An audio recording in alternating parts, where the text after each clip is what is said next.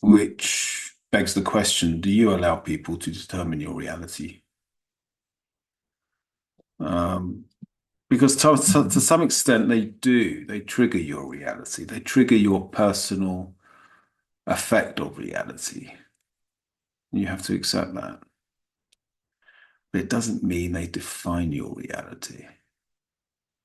So what you have to do when you get triggered by people, when that codependent reaction comes up, projecting your attention to blame them for making you feel the way you do, instead, stop.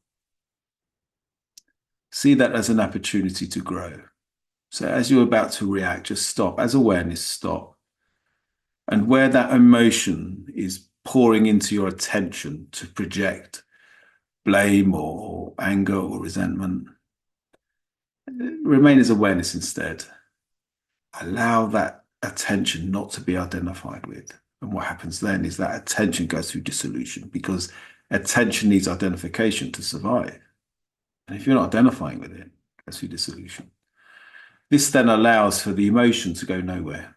It's got no direction now. So that emotion that's behind your attention then starts to come back into yourself. Instead of it being a finger that's trying to point at someone else, it becomes a finger that points into your body, into your heart.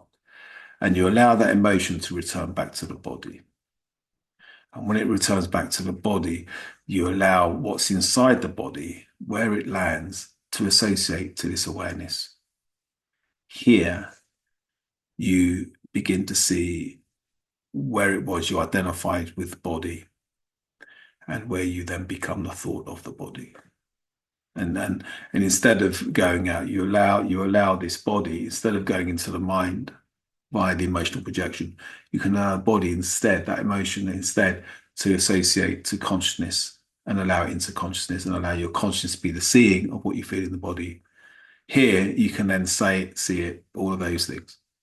That's how you do it. And then you start to heal from codependency. Codependency starts to fall away. You know, the problem with codependency these days is there's another way you can deal with it. You can talk about your thoughts, talk about your emotions, and you can say it's a wrong emotion. You can say it's a wrong thought. You can say it's controlling. You can say, it becomes negated. You can say all these things. Be person-centered about it.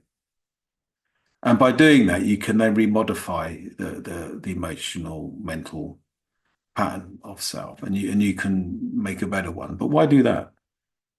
Why do that? You're just wallpapering over old wallpaper. Let it all in. Die to it. Use awareness, or should I say as awareness. Don't identify with that attention. Let it go to solution. Emotion comes back to the body. The feeling in the body then comes back to consciousness. Consciousness then becomes the seeing of the body, undoing the identification with the body. And then you can say what you see and centralize what you see. This is the new form. This is the new pattern emerging. This is how you do it. It's interesting, isn't it? We don't want to sit around just saying consciousness is this. That's just the beginning.